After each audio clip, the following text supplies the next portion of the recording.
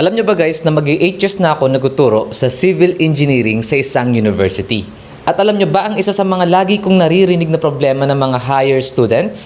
Yung mga concept na hindi nila nauunawaan or natutunan sa kanilang mga foundation subject.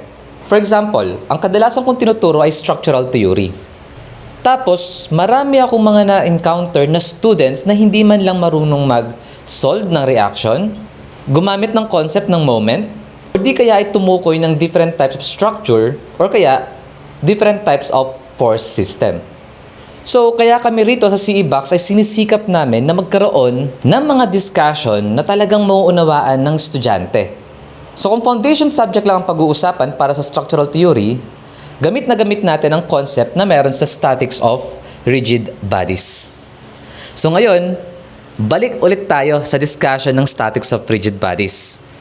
At ang rally natin na topic ngayon ay types of force system, which is under ng chapter 1 of statics of rigid bodies.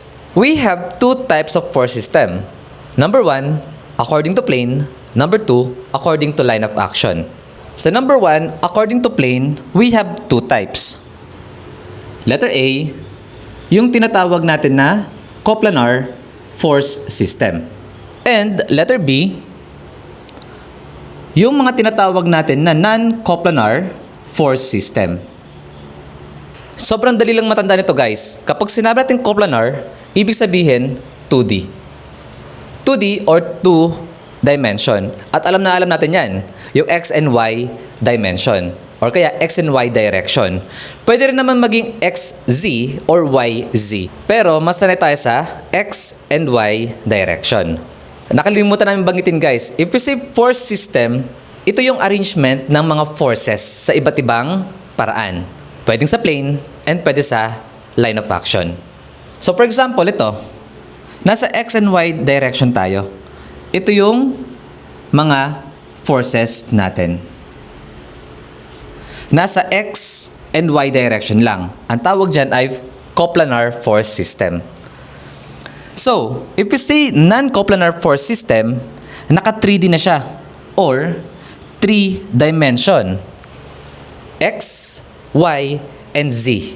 Kaya nga tinawag na 3D. Or parang mas madaling sabihin na solid. Parang ganun. Ito yung ating Z direction. Ito naman yung ating X. Ito naman yung ating Y direction. Tapos, ito yung mga forces natin. So, paano po naging plane yan, sir? Alam naman natin ang basic concept ng plane. Parang papel. Ang papel, flat. Ito yung kanyang X direction. Ito naman yung kanyang Y direction. Ito, isang plane lang. Kaya, kapag sinabi natin coplanar force system, kaya yung mga forces natin, pagdating sa coplanar force system, are lying in one plane. Andyan lang sila. Pero, ang non-coplanar force system, nasa 2 or more plane. Ano yung mga plane na yun? Ito, X and Y plane. Meron pa tayong plane para sa Z and Y plane. Meron rin tayo sa X and Z plane. So we have 3 planes sa non-coplanar force system.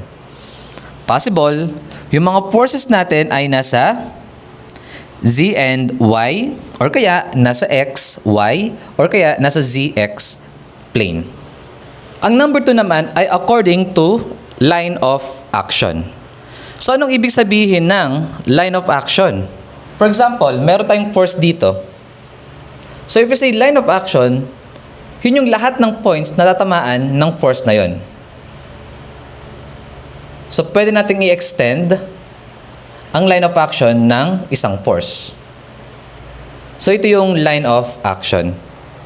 Pero, itong spaces na to or mga points na to, hindi na to line of action ng force na to. Ibang line of action na yan. So, itong type of force system na to ay nahahati sa 3. Concurrent, parallel, and non-concurrent force system. If we say concurrent force system, yung line of action ng mga forces ay tatama sa iisa lamang na point. Paano yun? Ito yung mga forces natin. At kapag in-extend natin yung kanilang line of action, at tumama lamang sila sa iisang point, ang tawag dyan ay concurrent force system. For example, meron pa tayong force dito. Tapos, in-extend natin ang kanyang line of action, still, iisa pa rin yung point ng kanilang intersection. Ang tawag doon ay concurrent force system. If we say parallel force system, never magtatagpo yung mga forces natin. Parang ganito lang yan. Pinagtagpo pero hindi tinadhana. Parang ganon. So, for example, ito. Ayan. Kapag in-extend natin ang line of action ng dalawang force na yan, at kapag hindi sila nagtagpo, ibig sabihin, under sila ng parallel forces. Hindi lamang vertical. Pwede rin namang horizontal. Tapos, magkaibang direction, okay lang. As long as hindi nagkatamaan, yung line of action ng dalawang force na yon or kaya ng mga forces na yon, ang tawag doon ay parallel force system. Lastly, yung concurrent force system. Kung ang concurrent, kamay ko na lang nakikita. Nakita pa ba ako? Ayan. So, sa concurrent, isang point lamang ang pagtatagpuan ng mga forces. Sa non-concurrent naman is 2 or more. For example, ito.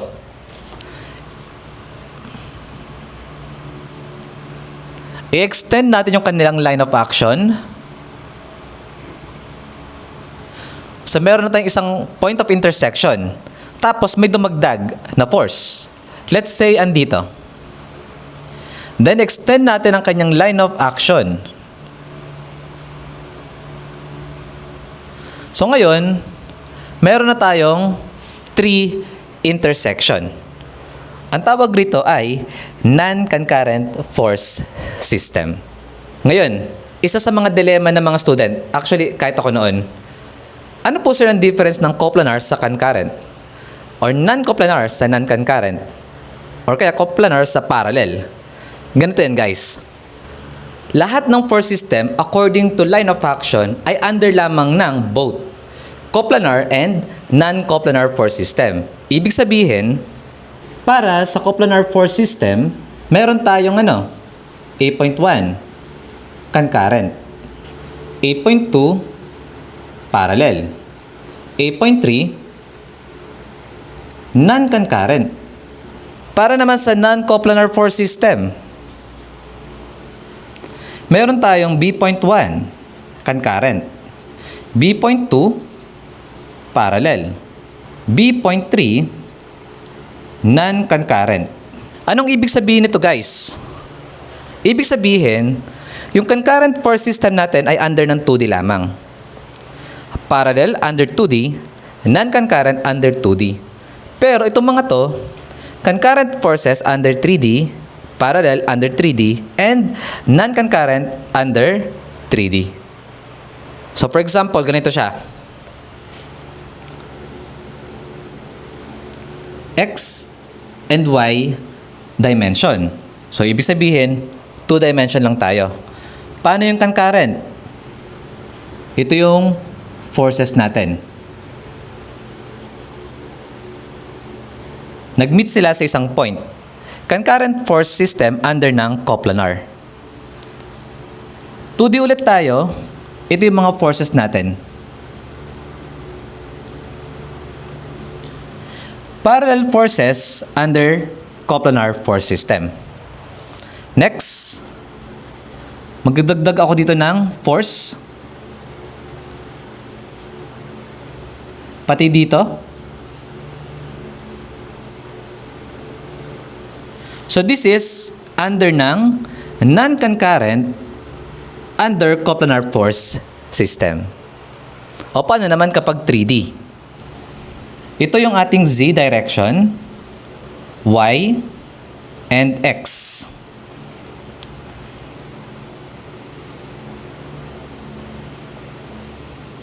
Ito yung mga forces natin.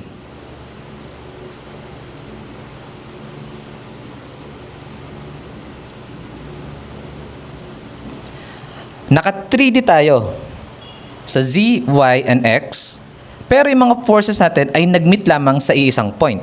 Therefore, it is under ng concurrent force system, pero in 3D. Nasa non-coplanar force system. For example naman, parallel. Let's say nasa ZY axis tayo.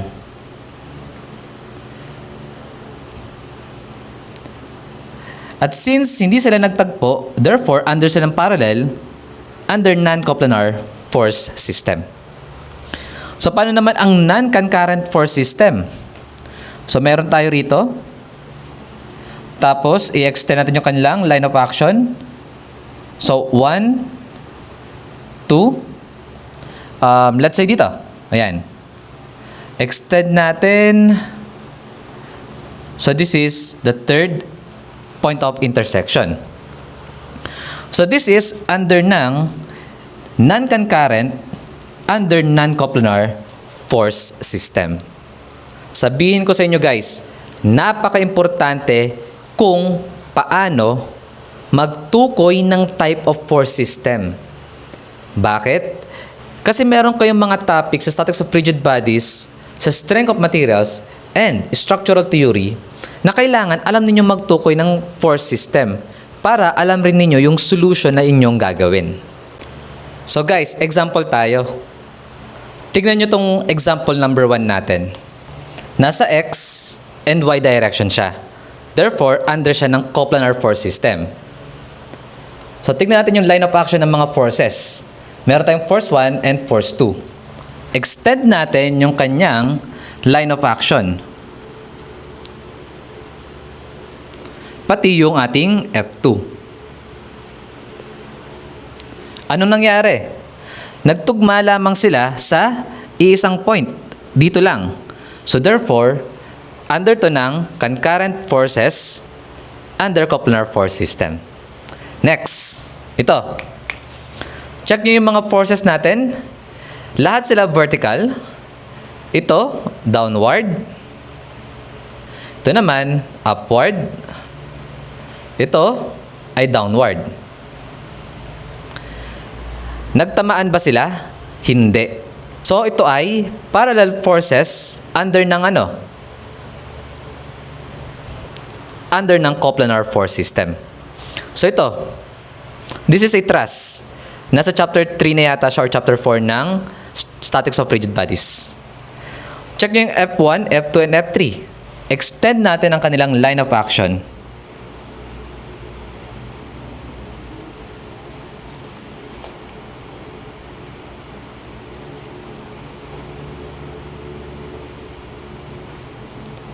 So, meron tayong ilang point of intersection.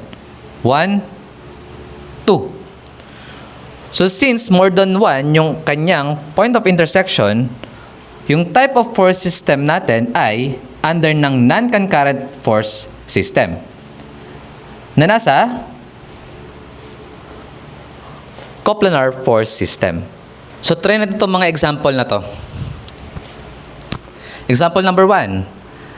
Kapag in-extend natin yung mga line of action ng force 1, force 2, at force 3, makikita natin na magkatagpo lamang sila sa iisang point.